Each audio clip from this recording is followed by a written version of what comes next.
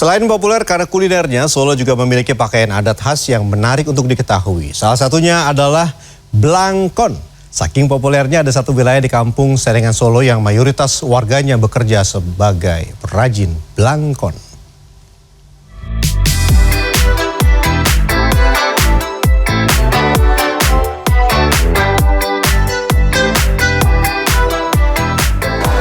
Blangkon atau ikat kepala biasanya identik dengan perlengkapan baju Jawa, khususnya di Solo maupun di Yogyakarta.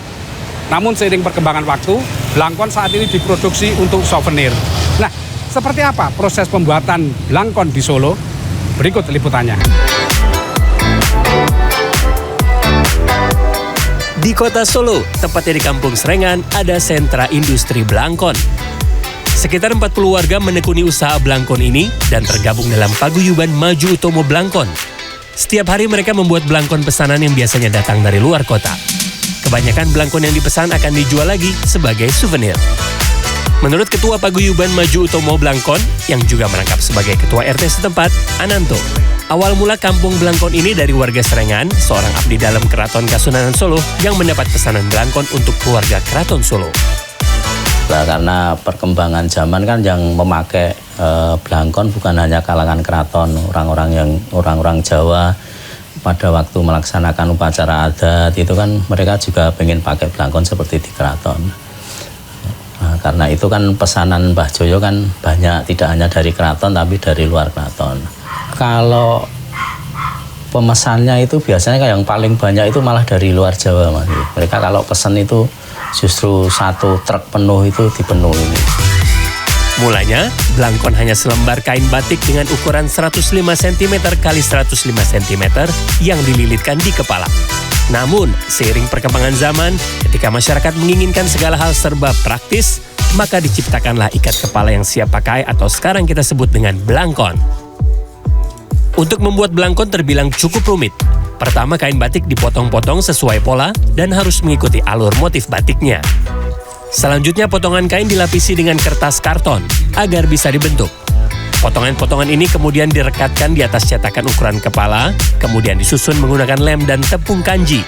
Setelah kering, baru ke tahap finishing dengan dijahit di bagian pinggirnya.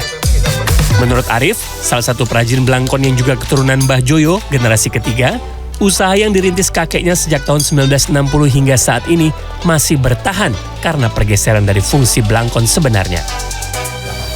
Kalau blangkon dulu mungkin buat acara istilahnya ritual tradisional ya, mungkin untuk acara manten atau itu. Kalau sekarang mungkin udah bergeser lagi, tambah lagi, misalnya untuk souvenir di tempat wisata atau kadang ada istilah buat komunitas yang buat seragam atau itu semacam itu. Seperti halnya usaha lainnya, penjualan blangkon juga mengalami pasang surut. Saat bulan Suro atau Muharram dan bulan Ramadan, penjualan blangkon mengalami penurunan. Biasanya pada bulan-bulan tersebut masyarakat Jawa, khususnya Solo, tidak berani untuk menggelar hajatan karena ada pantangan dari keraton. Pemesanan blangkon meningkat saat musim liburan dan hari besar Dzulhijjah, di mana banyak masyarakat Jawa menggelar hajatan. Dalam satu bulan, Arif bisa membuat kurang lebih 1000 blangkon. Ia juga melibatkan tetangganya untuk membantu mengerjakan di rumah masing-masing. Meskipun sudah ada paguyuban blangkon, namun keberadaannya hingga saat ini belum maksimal. Kebanyakan perajin masih menjual sendiri blangkonnya. Mereka pun hanya mengerjakan blangkon pesanan saja, tidak berani membuat stok atau menjual secara ecer. Sehingga untuk bisa membeli blangkon langsung di kampung blangkon ini, pembeli harus pesan terlebih dulu. Walaupun soal harga di kampung ini relatif murah, Rp15.000 sudah bisa mendapat blangkon. Di kampung ini tidak hanya membuat blangkon Solo, namun juga blangkon Yogyakarta. Meskipun namanya sama, ada perbedaan bentuk di antara keduanya. Ini adalah blangkon khas Solo. Sementara ini adalah blangkon khas Jogja. Yang membedakan kalau blangkon Jogja memiliki mondol di belakang, sementara kalau blangkon Solo tidak memiliki mondol alias datar. Keduanya merupakan warisan dari leluhur kita yang patut kita jaga dan kita lestarikan. Sri Hartono, Fajar Indrajaya, Solo, Jawa Tengah.